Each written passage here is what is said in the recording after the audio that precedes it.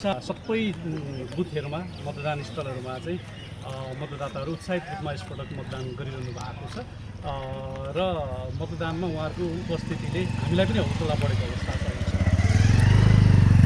के छ यो मतदान आफ्नो पक्षमा आउने नआउने के सम्भावना देख्नु भएको छ?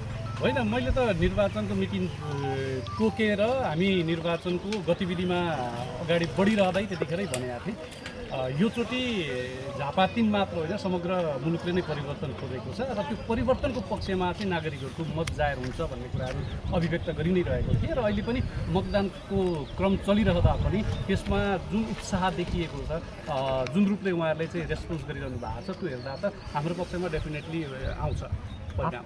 आफै उम्मेदवार भएर आफूलाई राजनैतिक पात्रलाई मतदान प्राप्त थियो र योभन्दा अगाडि पनि मैले आफैले मतदान गरेको थिएँ। त्यो पहिलाको र अहिलेको तुलना गर्दा चाहिँ अलिकति बढी उत्साह चाहिँ यसपटक देखिएको छ।